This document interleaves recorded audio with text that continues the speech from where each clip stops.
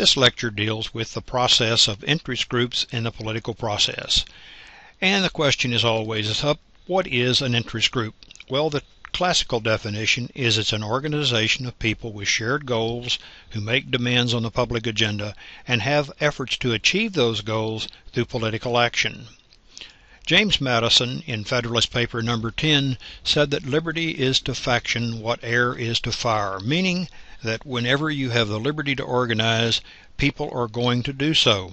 And then he quotes, "Complaints are everywhere heard that our governments are too unstable, that the public good is disregarded in the conflicts of rival parties, and that measures are too often decided not according to the rules of justice and the rights of the minority party, but by superior force of an interested and overbearing majority."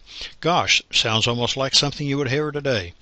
Traditionally, interest groups were thought of as a cancer on the system. But then, beginning about the mid-1950s and early 60s, the view changed, that interest groups were the only effective means and tools of representation.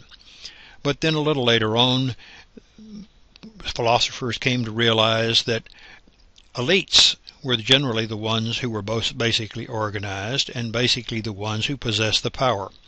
Now, a more recent version says that when there are too many groups that compete, they deadlock the ability of government to act. The whole theory of pluralistic democracy goes well back, almost beginning in 1908. But the man who put the face on it was Robert Dahl in his two books, Preface to Democratic Theory and Pluralistic Democracy. He laid out basically, now we're not going to take the time to go into those in definition. Theodore Rowley came up with a book called The End of Liberalism, which talks about the role of iron triangles. We'll discuss that when we get to Congress. Why has there been an explosion in the number of interest groups? Well, part of it is the national government is more active.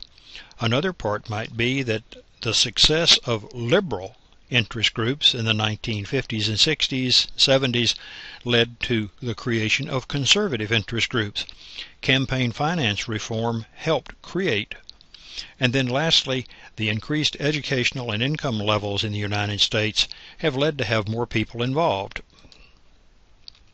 Interest groups allow for collective action and provide channels of information.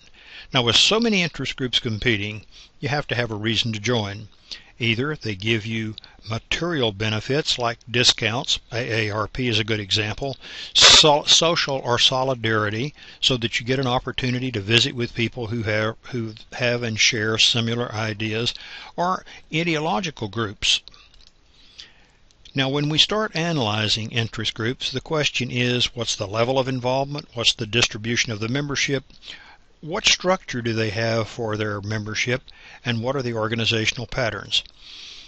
When political scientists study interest groups, they find that the primary groups are those that have goals that are completely political.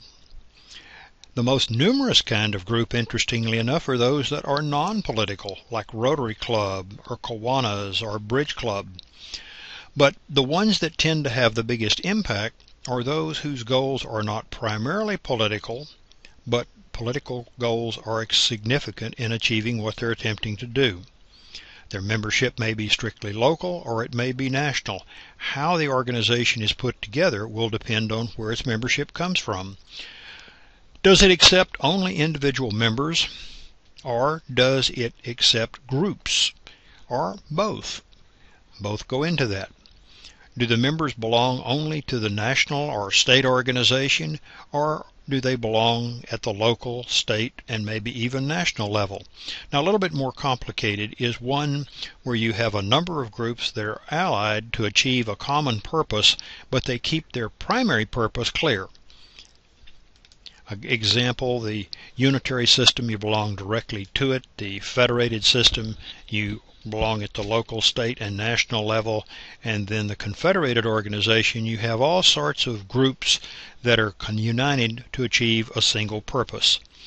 But when we talk about the types of interest groups, economic are the most numerous and probably the most powerful. But we also have government groups, public interest groups, environmental groups, ideological groups, religious groups, civil rights groups, single-issue groups, and the list goes on and on.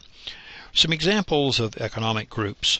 Umbrella groups, these have wide range of people belonging to them, like the National Association of Manufacturers that primarily deals with people who manufacture things, and the National Chamber of Commerce, people who primarily sell things. Trade associations, and of course the major corporations. To some extent these are balanced by labor groups like the AFL-CIO and the National Education Association, and specific unions like the Teamsters, Electrical Workers, Maritime Union, Auto Workers, Communications Workers. Or ideological groups like the National Right to Light or the National Pro-Choice, National Rifle Association, and various religious groups. Then you have public interest groups like Common Cause or the environmental groups.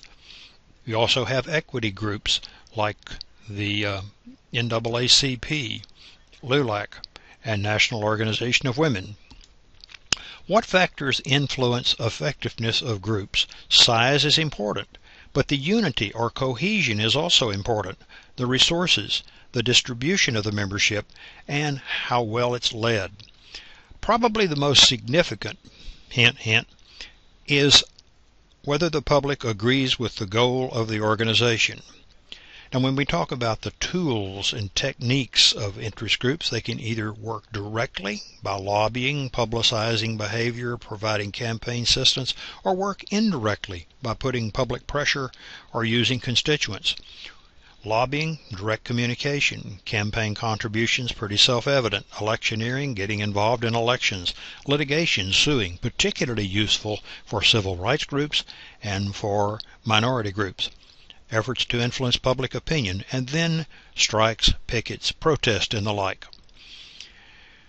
Public relations, access, information, grassroots mobility, all play a role. And then, of course, coalitions with other groups. How can you use money? You can create political action committees, you can give money to the parties directly, or you can do advertising. Now, there's been efforts to regulate interest groups. The book has a very good section on that. 1946, the Lobby Regulation Act, 1974, the Federal Campaign Finance Act, and then in 1995, the Lobby Disclosure Act. Probably the most significant stuff is the 1995 to 96 reforms, which defined what a lobbyist was, required registration, required semi-annual reports, and then required U.S.-owned subsidies of foreign firms and their lawyers to register. It does, however, exempt grassroots lobbying.